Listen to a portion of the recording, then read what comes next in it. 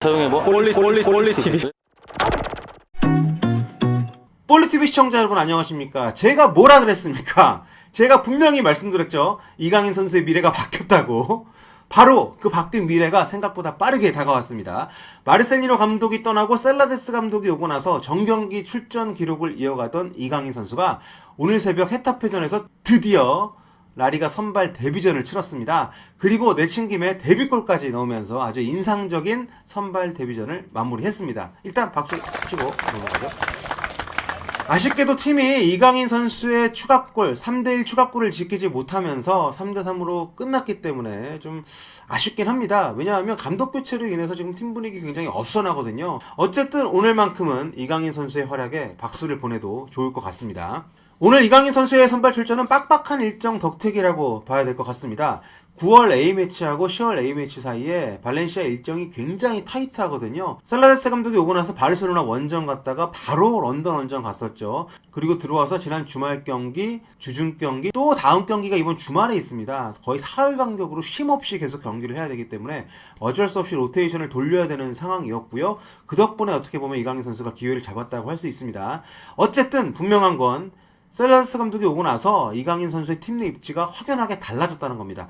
이건 뭐 유망주를 키우겠다는 구단주의 방침과도 무관치 않겠습니다만 셀라데스 감독이 기존에 마르셀리노 감독이 사사이에 고착됐던 스타일이었다고 한다면 셀라데스 감독은 4-3-3 포메이션을 좀 선호하는 것으로 알려져 있는데 이런 것들이 전반적으로 영향을 미쳤다고 봐야겠죠. 헤타페전에서 발렌시아는 4-3-3 포메이션으로 운용이 됐습니다. 셀라데스 감독이 앞으로도 이 포메이션을 견제할 가능성이 높다고 개인적으로 생각을 하는데요. 공격할 때는 주로 이런 포맷으로 움직였고요. 이제 수비할 때는 투톱 형태로 다시 바꿔서 움직였습니다. 이날 이강인 선수는 이제 제가 빨간색으로 표시한 이 위치 왼쪽 윙어로 4-3-3의 왼쪽 윙어로 기용이 됐는데요. 수비할 때는 이렇게 다시 아래쪽으로 내려와서 4-4-2의 왼쪽 미드필더 역할까지도 동시에 수행을 했습니다. 아무래도 4-4-2일 때는 중원 싸움에 좀 더 가세를 많이 해줘야 했기 때문에 수비 부담이 많이 컸다고 할 수 있는데요. 하지만 이강인 선수의 강점은 공격적인 부분 아니겠습니까? 셀라데스 감독도 그런 부분들을 인지를 하고 이강인 선수를 좀 더 활용할 수 있는 포지션에 기용한다고 보시면 될 것 같습니다. 이날도 선발로 나왔던 가메이로 또 교체로 나왔던 이 고메즈 선수가 최전방에 섰고요. 이강인 선수가 전진을 하면서 왼쪽 윙어, 오른쪽엔 로드리고 그리고 보통 4-4-2에서 오른쪽에 배치가 됐었던 코클랭 선수가 기존에 파레호 그리고 콘드고비아하고 함께 3미드를 이제 구성을 하면서 4-3-3 포메이션을 구축을 했습니다. 물론 이강인 선수는 중앙에서 뛰는 것을 굉장히 선호합니다. 이제 중앙에서 볼을 받아가지고 본인이 굉장히 다양한 방식으로 볼을 뿌려주는 그런 스타일을 좋아하는데요. 이 발렌시아에는 파레오라는 정말 걸출한 중앙 공격형 미드필더가 있기 때문에 아무래도 이강인 선수가 싸움이 안 되죠. 그렇기 때문에 이강인 선수 입장에서는 윙어가 됐든 뭐 어디가 됐든 본인이 선발로 뛸 수 있는 가능성이 있는 위치에서 좀 더 본인의 능력을 보여줄 필요가 있습니다. 선수가 자신에게 맞게 팀을 운영하는 그런 감독을 찾는다는 것은 거의 불가능에 가깝기 때문에 결국 선수 본인이 팀에 맞춰야 되고요. 뭐 이적을 한다고 해서 그 팀에서 본인이 원하는 위치에서 주전을 뛴다는 보장은 또 없기 때문에 특히 발렌시아 수준의 팀이라면 1군에서 뛸 수 있다면 정말 모든 걸 바쳐서라도 자신의 가치를 입증하는 것이 선수가 해야 될 몫이라고 생각을 합니다. 자, 지금 이강인 선수에게 주어지는 것은 어쨌든 측면, 지난 주말에는 이제 오른쪽에서도 뛰기도 했었는데요. 측면 윙어나 이제 미드필더 역할을 많이 좀 맡을 수밖에 없는 그런 상황이에요. 이날은 왼쪽 윙 자리에서 플레이를 했습니다. 이강인 선수가 모두 알다시피 왼발잡이 아니겠습니까? 그렇기 때문에 보통 반대발 윙어 시스템이라면 왼쪽에서 본인이 안쪽으로 들어오면서 이 공이에요. 본인이 안쪽으로 들어오면서 이렇게 슈팅을 한다거나 아니면 반대쪽으로 이렇게 전환을 시켜주는 역할을 할 텐데 왼발잡이다 보니까 본인이 슈팅하기가 좀 어렵죠. 그렇기 때문에 측면 쪽에서 크로스를 올리는 방식으로 많이 본인의 어떤 역할을 해석을 해서 움직이는 모습들을 볼 수가 있었습니다. 그리고 이러한 과정에서 이강인 선수의 활약이 굉장히 빛나는 오늘 경기 내용이었습니다. 첫 골 장면에서 이 파레오가 중앙에서 정말 멋진 탈압박을 하고 나서 이강인 선수에게 볼을 내줬고요. 이강인 선수가 사이드로 들어가다가 뭐 지체 없이 바로 크로스를 올려줬고 이게 상대 수비수 맞고 굴절된 것을 고메즈가 아주 기가 막힌 오버헤드 킥으로 꽂아 넣으면서 동점 1대1을 만들 수가 있었습니다. 사실 이날 경기에서 이 장면이 굉장히 중요합니다. 왜냐하면 경기 시작하자마자 발렌시아가 실점을 했어요. 코너킥 상황에서 1분도 지나기 전에 실점을 하면서 그 뒤로 계속 끌려가는 상황이었거든요. 그런 상황에서 중앙 파레오의 탈압박, 또 이강인의 크로스에 이어서 골이 났기 때문에 끌려가던 분위기를 뒤집을 수 있는 그런 상황을 이강인 선수가 만들어줬다는 거. 저희 볼리TV식으로 하면 도움이죠. 도움은 아니고. 그리고 4분 뒤에 역전골이 나왔는데요. 이제 파레오가 코너킥 상황에서 이강인 선수에게 밀어준 것을 이강인 선수가 다시 파레오에게 주고 파레오가 크로스로 올려서 이걸 고메즈가 머리로 받아 넣으면서 2대1로 역전을 하게 됩니다.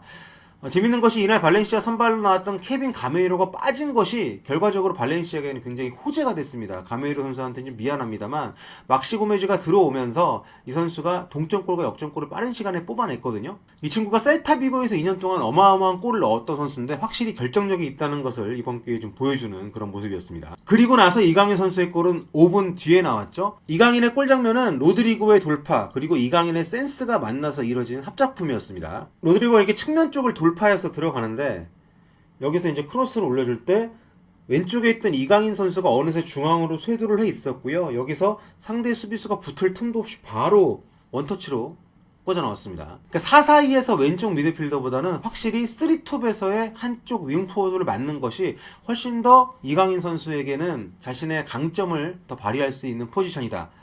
이렇게 좀 볼 수가 있다는 거를 입증시켜주는 그런 경기가 아닌가 생각이 됩니다. 재밌는 것은 이강인 선수가 왼발의 달인이잖아요. 그런데 이날 데뷔골, 자신의 프로 데뷔골은 오른발로 넣었어요. 굉장히 좀 아이러니합니다. 이렇게 해서 이강인 선수는 이제 볼리TV식 표현으로 하자면 1골 2도움을 기록을 하게 되면서 팀이 뽑아낸 3골에 모두 관여를 하는 그런 모습을 보여줬습니다. 근데 좀 아쉬운 것이 발렌시아가 수비가 너무 해리해요. 그러니까 3대1까지 달아난 상황에서 제대로 뭐 잠그지도 못했고 특히 양쪽 측면 풀백들이 크로스를 계속 숭숭 구멍 뚫린 무슨 그물처럼 계속 통과를 시켜줬고요. 중앙으로 쇄도하는 선수들도 계속 미스매치가 되면서 너무도 쉽게 슈팅을 허용을 했기 때문에 3대3 무승부라는 아쉬운 성과를 얻게 됐습니다. 이날 이강인 선수의 골은 이강인 본인의 1군 무대 데뷔골인데요. 이게 100년 역사를 자랑하는 발렌시아에서 수많은 정말 외국 선수들이 있었을 거 아닙니까? 모든 외국인 선수를 통틀어서 최연소 득점이라고 합니다. 18세 218일째 이강인 선수가 골을 넣었는데요. 이전까지 기록은 모모시 소코 선수가 갖고 있던 18세 326일이라고 합니다. 국적을 따지지 않고 봐도 역대 발렌시아 선수로는 라리가에서 세 번째로 어린 나이에 골을 넣었다고 합니다. 찾아보니까 1위가 1941년, 2위가 1984년 기록이니까요. 이강인 선수 기록이 정말 대단해 보입니다. 현대 축구에서는 가장 어린 나이에 골을 넣었다고 보시면 될 것 같습니다. 현재로선 감독 교체가 이강인 선수에게 아주 긍정적으로 작용하고 있는 게 사실입니다. 하지만 팀 성적이 함께 좋아져야 되는데 새 감독 체제에서 지금 1무 2패거든요. 챔피언스 리그를 제외한 라리가에서 아직까지 승리가 없기 때문에 전체적으로 분위기가 썩 좋은 것은 아닌 것 같습니다. 안 그래도 팀 성적보다 유망주 기용을 우선하는 피터링 구단주의 정책에 대해서 많은 사람들이 좀 불만을 갖고 있는 처지이기 때문에 이강인 선수가 출전을 하면서도 성적이 좀 좋아져야만 이게 좀 잘 어우러져서 앞으로도 장기적으로 또 이강인 선수가 더 이쁨 받는 그런 선수로 안정적으로 성장할 수 있는 기회를 얻지 않을까 싶은데요. 물론 발렌시아에서 어릴 때부터 커온 선수이기 때문에 많은 사람들이 애정을 하고 있긴 합니다만 이 팀 내 여러 가지 역학 구도가 좀 복잡한 상황이다 보니까 이강인 선수 입장에서는 좀 더 빠르게 성과를 내는 것에 조바심이 났을 수도 있을 것 같아요. 그렇기 때문에 이렇게 일찌감치 데뷔골을 뽑아내고 선발 데뷔전의 기회를 아주 잘 활용한 것은 장기적으로 봤을 때 이강인 선수에게 긍정적인 계기로 작용을 하지 않을까 생각을 합니다. 자, 이강인 선수 다음 경기는 이제 토요일 날 28일에 있습니다. 28일 저녁 8시 한국 시간 8시에 아틀레틱 빌바오하고 경기가 있는데요. 발렌시아가 너무 지금 리그에서 부진하기 때문에 이 경기에서는 좀 승점 3점을 쌓아 올려야 할 텐데 아무래도 원정이라 그렇게 쉬워 보이진 않습니다. 자, 이강인 선수 앞으로도 꾸준히 좋은 모습 보여주기를 볼리TV 시청자들과 함께 응원하도록 하겠습니다.